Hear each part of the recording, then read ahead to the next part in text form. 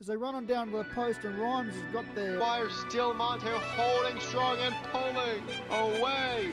Monteiro leading and got it. Big ladies in third, and looking forward to the score. Less than a furlong to go, and time just hanging on. That time in front still, but Pensive Scarlet is closing with every stride as they come towards the line. Bit of a hill there, right up towards the line. Black and Pensive Scarlet, that's closely.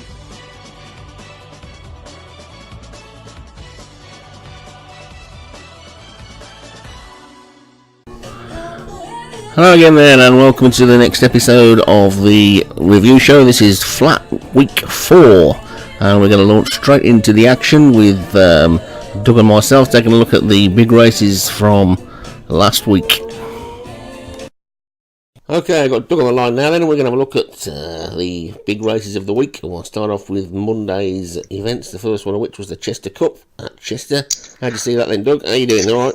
Yeah, good, Martin. How are you? I'm fine, thank you. Excellent. It was a good week of racing we've just had, and the first race I had to call on the day was the Chester Cup, and that was a big win for Where to Start. It just ran them off their feet. No one wanted the lead at the start of the race, and Where to Start was a reluctant leader, but even carrying the top weight was not a handicap for PJ Rhodes' Where to Start, and really no other horse made an impression in the race. I'd say from here it's on to listed or group company for Where to Start. Yeah, I think you're right there. I think that's a group horse. I don't quite know how that managed to sneak into a 0 to 110 handicap. Even with top weight, it was 2 stone better than everything else in the field by at least. I think it might be headed towards the Gold Cup maybe, unless that particular trainer's already got something else lined up for that. But well, that's the thing with someone like Paul Rhodes. He's got a heap of horses lined up, so whether that horse he believes is a Gold Cup horse or not, we'll soon find out. But it's not going to stay in handicap now in a 110 rating race, so I'm not quite sure what its rating was before the race, but that's definitely out of it now. You win by 4 3/4 lengths. No, well, if you had 10 stone, I'm guessing it must have been 110, mustn't it? So it should have gone up to at least 125, in fact, probably. I think you are correct. I think it did carry. It was rated 110. It just snuck in. So obviously, Paul Rhodes can thank the handicapper there. Pretty sure that trainer's got another one for the Gold Cup as well, and it would. I think that's about done with the Chester Cup, isn't it? It was a one-horse race, really. You don't want to be disrespectful to any of the other horses, but there was nothing that was going to get anywhere near him, was there, really? That's the way I look at it. I suppose Avero, the second horse, that carried a fairly high weight, but it was still 4 3/4 away, and Playmate third and fourth, Marsh Hen. Marsh Hen carried a fairly high weight. After that, it starts dropping away. And every horse had their chance there, but Where to Start was too good. Yeah, I think you're right, and I think it was a bit of a pointer for that for the Gold Cup, I think, because he could have protected that handicap mark and run it in one of them long distance handicaps at Ascot, couldn't he, instead? So I think that might be that one might end up being his Gold Cup horse, you think? For sure. So after that, we had the Chester Vase. Now that's one of the lesser sort of Derby trials. I don't know if you know that. Did you see anything in there that you thought might be able to win a Derby? Well, from my notes here, I thought it was a great race. Paul Rhodes' Plymouth Rock almost leading all the way and really served it up and just went down by a head. So looks like, and the feeling I got from watching that race and then the third race at Chester was that Chester really appeared to be a leader's track. Yeah, it is. I mean, it's a strange course, Chester. I don't know why they have Derby trials at Chester, because it's like running around a teapot or something. Really, it's just tiny. It's like a greyhound track. I saw one. It was a funny looking track even to watch it on the league, and it was a great battle inside the furlong between Little Sprocket and Plymouth Rock, and it was a ding-dong to the shadow of the post where Little Sprocket poked its head in front and one for the Thunderspark stable. Outside of that, I don't think there was any excuses for the Beaten Brigade. No, I mean they're the big trainers up there, aren't they? With them, but I don't think they're their best horses, are they? I don't think they're going to be. Yeah, and I think these two horses will probably be aimed at the Derby, or Derby, however you like to say it. So yeah, I don't. But they're both good horses, but obviously good horses from a strong stable where there's a lot of other horses. Yeah, and it was all set weight, so every horse had its chance, really. So yeah, I think they're Group 3 horses, aren't they? I mean, I didn't see anything too spectacular in there, but they'll win some races between them, won't they, at the right level? Well, I think you go right down your top 6 horses there. Champers finished 6th for Stephen Rand, and I think they're probably all genuine Group 3 horses. And outside of that, I think the other horses were struggling. I know I entered my horse just to get a rating, so it was tailed off. So, but yeah, I think everything outside of the top 6, they'll be looking for handicaps. Yeah, I think you're probably right with that one. The Cheshire Oaks was next, wasn't it? Cheshire Oaks. Yeah, it was a fantastic win for Jay Shear's Intrigue. Just goes to show that Jester, you need to be on the pace or just camped in behind it. The first 3 horses, the bankmakers, made no impression on the race, mismanaged, and Parasister ran the top races for 2nd and 3rd, and really was no excuses for the rest of the field. I think the top 3 will go on to the bigger Oaks races that are going around. Mm-hmm. But yeah, Intrigue won it well. It was a good win, and James Shear probably personally is just in his private moments. They're celebrating beating Stephen Rand and Paul Rhodes and Thunder Spark across the post there as well. So, and good luck to him as well. So, it's good to see a stable that's really on the up pick a race off. Yeah, that's good. That's good. It's good when you see some different ones. I got caught out by one last week. I thought I spotted a new trainer called Red Demon X I hadn't seen before, and it turned out to be somebody in disguise. He was one of the big chaps running under a different name. So. Yeah, I saw that. Yeah, it threw me out. That's the thing. The trainers' names and then the forum names are 2 different things, and it's like how to keep track. So I almost need post-it notes stuck everywhere so I can cross-reference. You've got to watch it, haven't you, really? So, really, Agnes, that's normally one of the first sort of decent 2-year-old races, but again, it's those short races at Chester. If you're not drawn in the first 4 or 5, you've basically got no chance of winning normally. So it's a really weird setup, and there was an enormous field in there.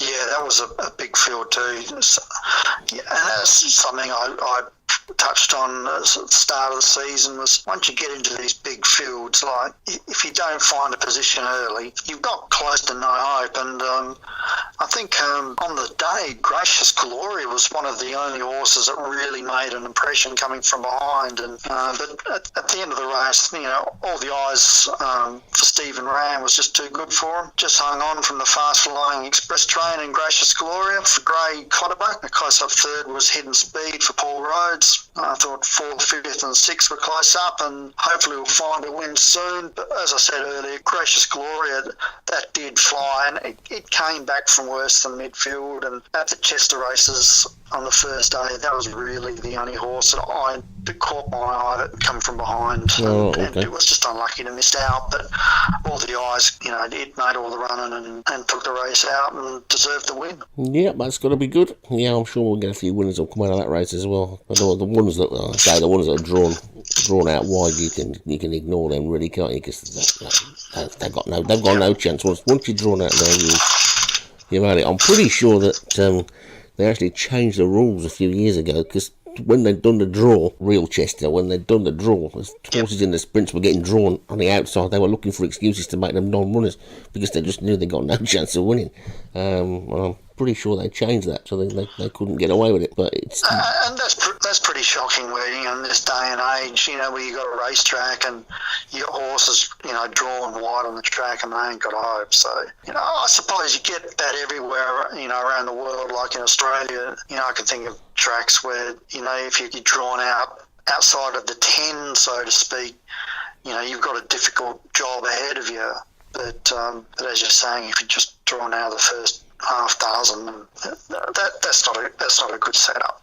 No, it's not. A lot of people like Chester because it's small. You can see all the way around. It's right smack bang in the middle of the town. It's a nice old town. It's a really old course, and you can actually sit on the wall and watch it for free. You don't have to pay to get in or anything.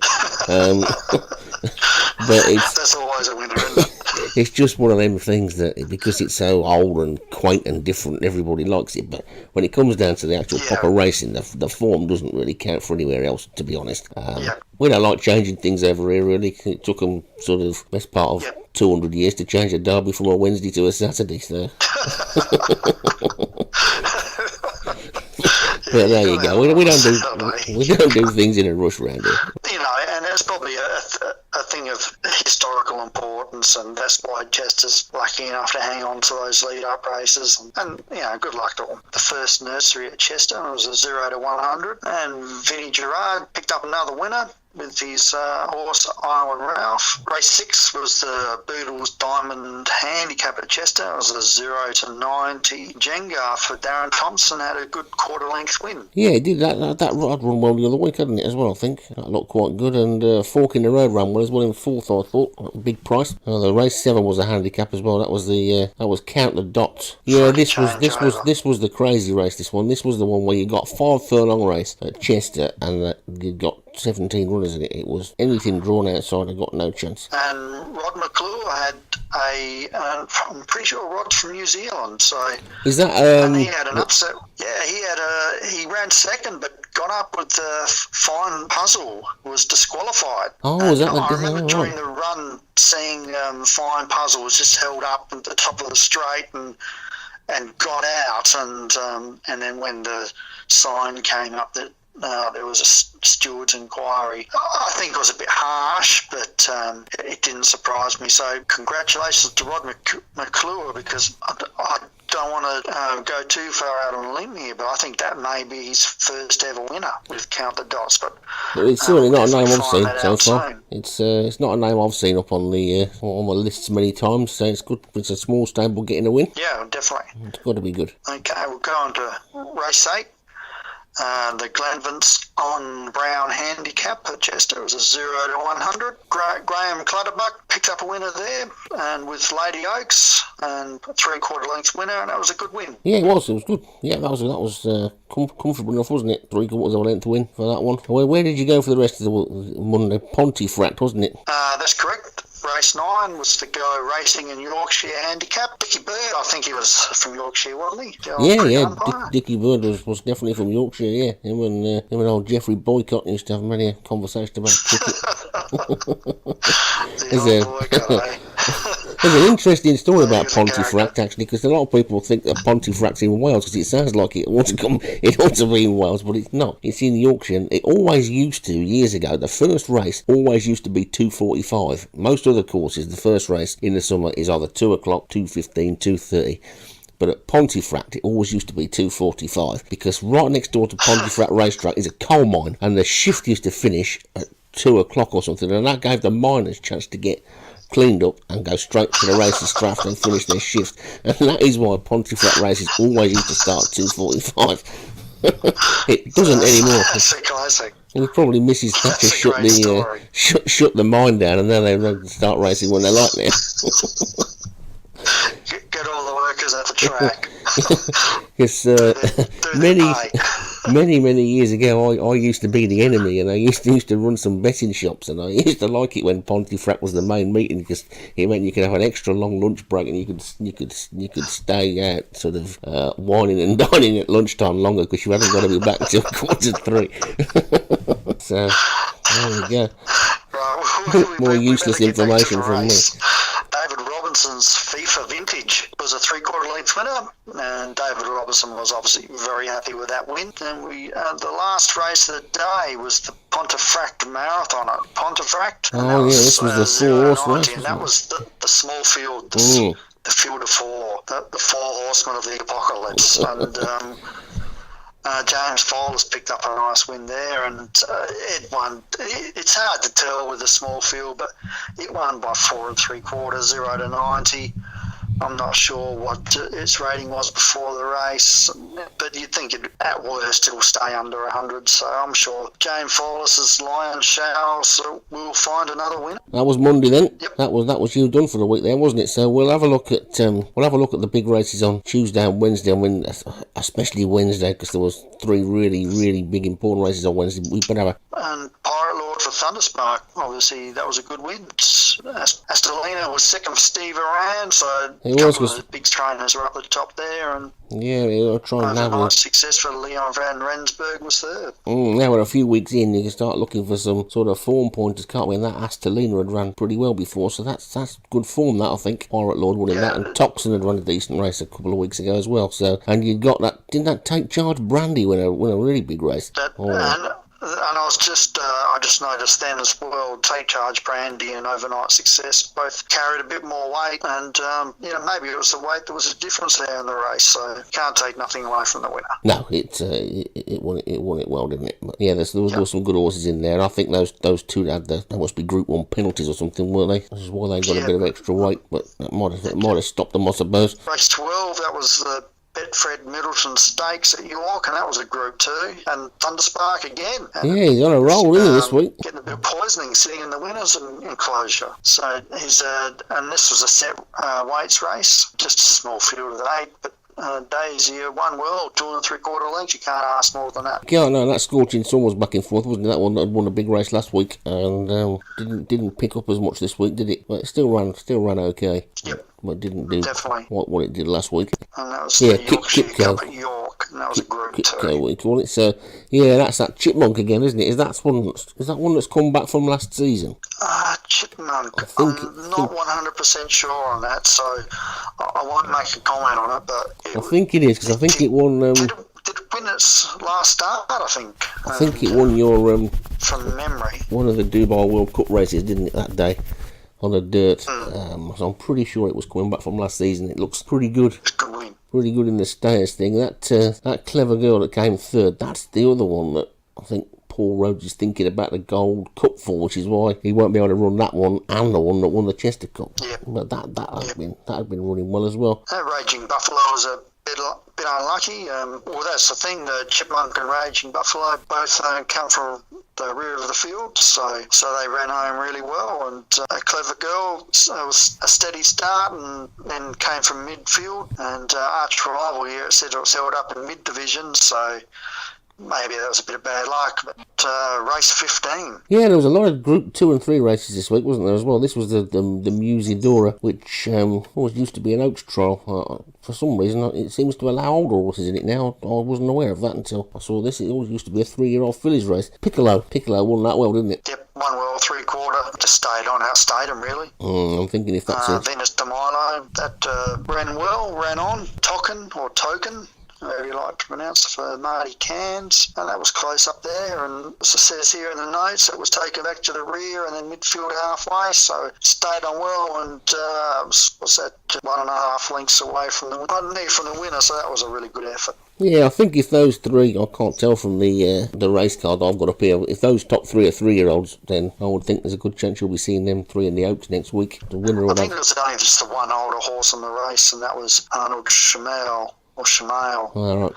I noticed there was one 5-year-old in there, but I think those top 3 should be in the Oaks next week. Yep. And I would think the winner's going to be the winner would have to be one of the favourites, I think. And I think that was race 20 was a JLT Lockinge Stakes. The Lockinge, that was a Group 1. It was, and I'd seen that Oquimera de la Costa and Litinate and Theresa May all racing against each other last week. And I finished the opposite way around really this week, didn't they? That Oquimera de la Costa looked like it was going to win last week, and it got collared, but this week it won really well. That was a good win for Darren Thompson. He'd be real happy with that result. I should think so. Theresa May was a bit disappointing today, though. I think she'd come out best last week, and I noticed the trainer of that Geralt Hirsch, the one that won the Lincoln, he says it's a 9 furlong horse, really, I think, so maybe that's why it's getting done for toe all the time, so I don't know where that's going to go next. There might be a 9 or maybe a 10 furlong one for that, but Oquimera de la Costa, Litinate and Theresa May, they're going to keep beating each other throughout the season, I think, because I'm not sure that there's one any particularly better than the other one. It's just whichever one's the one on the day, I think. And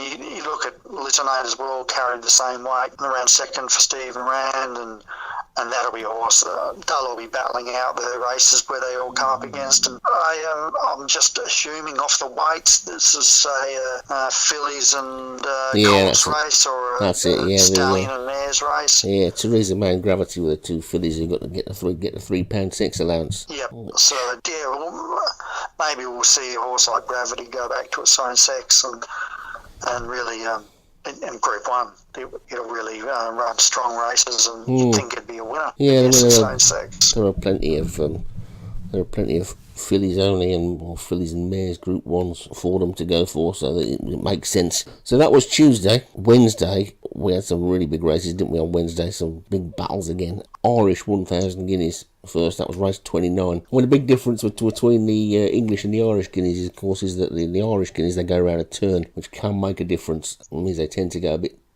sometimes they go a bit slower earlier on, and then it turns into maybe a bit more of a sprint later. And the form got overturned, didn't it? Because Nightwing this time collared that Limonice right on the post. So Limonice was going for the double, but Nightwing got it this week. Yeah, no, it was a good race, and Limonice, Stephen Rand, was unlucky to get nutted like that. And key solution for James Shear, he'd be happy with that result. Just outside of that, though.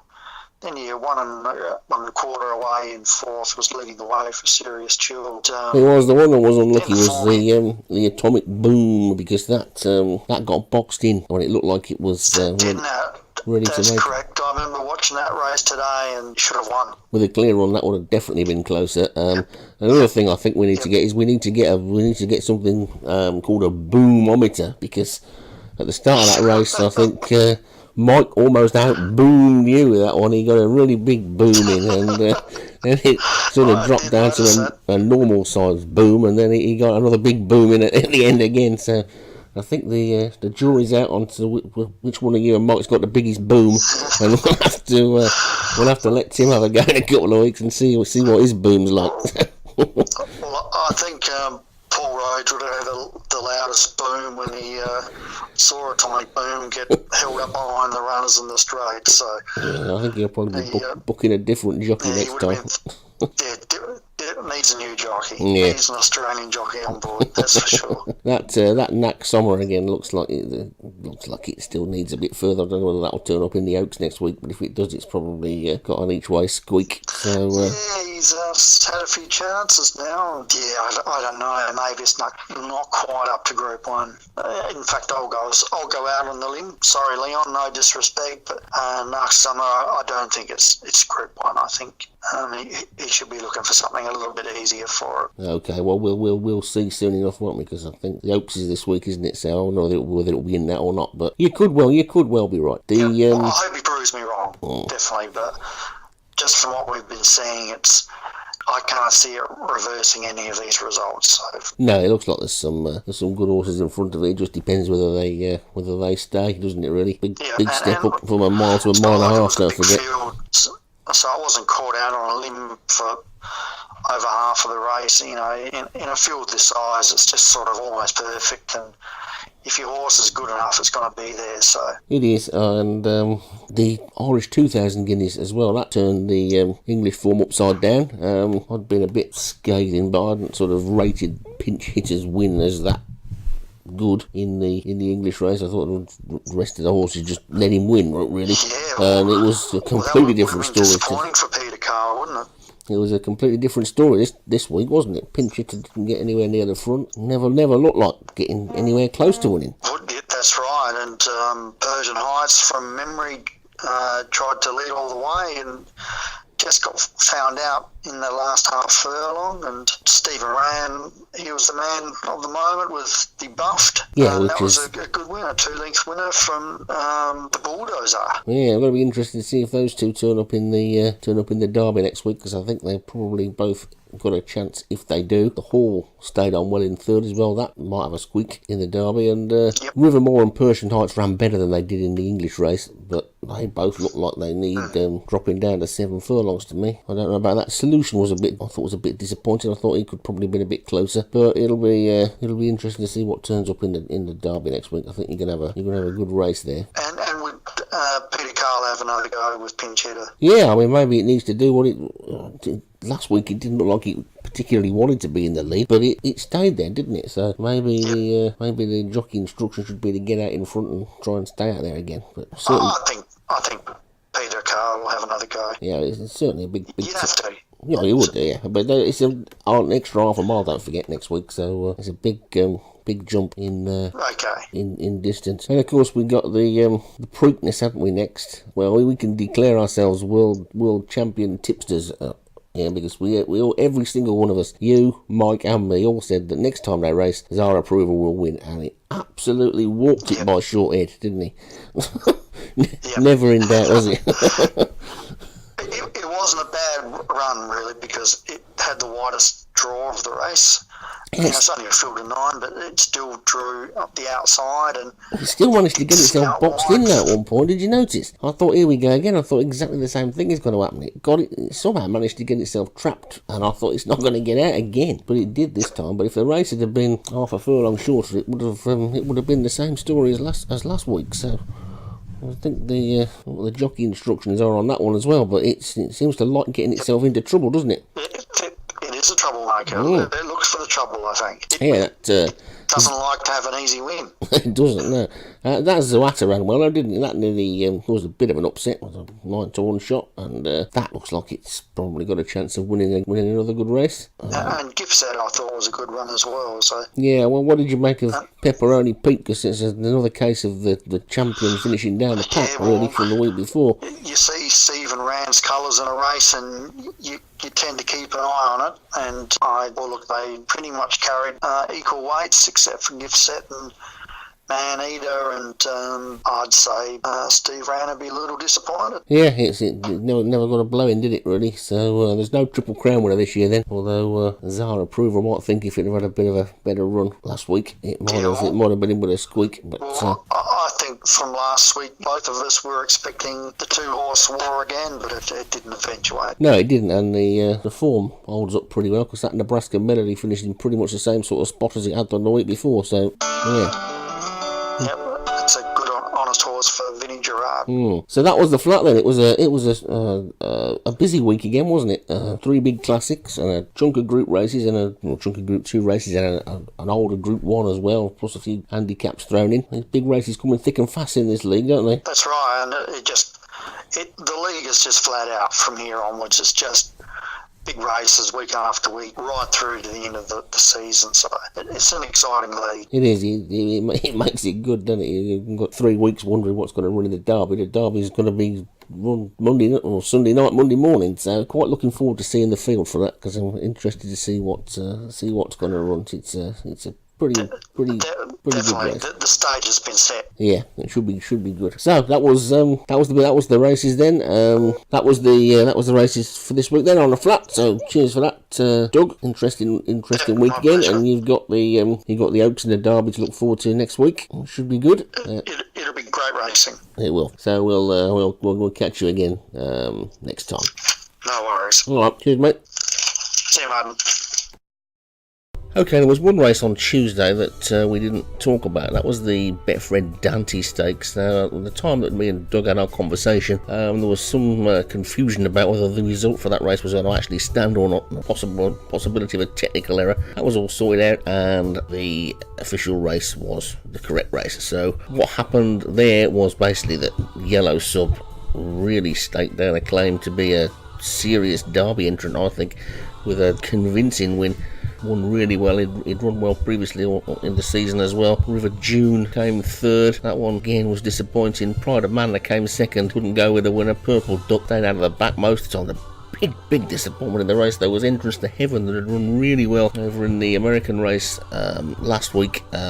Did absolutely nothing this time. So only 6 runners. Normally the second best Derby trial after the 2,000 Guineas. Again, I'm really sure which of these runners are actually going to take their chance. And Epsom suggestions at the moment are that none of them will. Yellow Sub though was a good winner, and I'm sure he'll pick up another race later in the season.